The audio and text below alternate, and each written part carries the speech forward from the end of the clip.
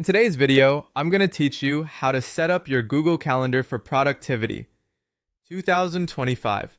We're going to build a simple, reliable system that helps you see your priorities at a glance, plan your time realistically, and keep tasks separate from events so your schedule stays clean and actionable.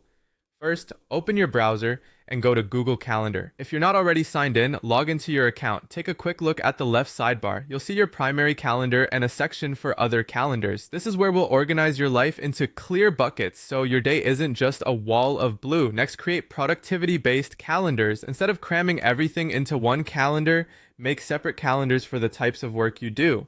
On the left, select the plus icon next to other calendars. Choose Create New Calendar, give it a clear name, and save.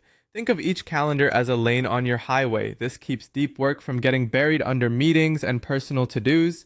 Now make calendars by category. Common examples include focus or deep work, meetings, admin, personal, and health. You can tailor these to your role, but keep categories broad and meaningful. Fewer, clearer calendars are easier to maintain than a dozen hyper-specific ones. When each category has its own calendar, you can toggle visibility to reduce noise and focus on what matters right now. Color code everything.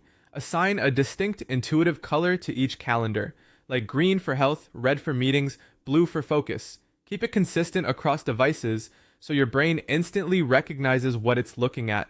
You can also adjust individual event colors when something needs to stand out, but rely on calendar level colors for clarity.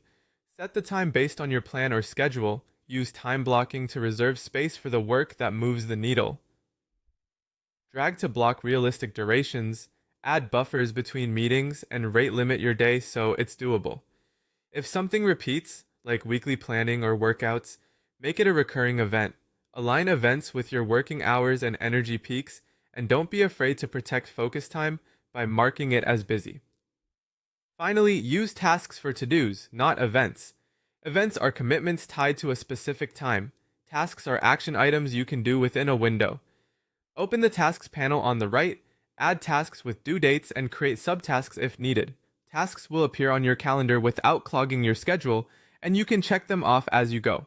Follow these steps, and your calendar becomes a trusted system, not just a list of appointments.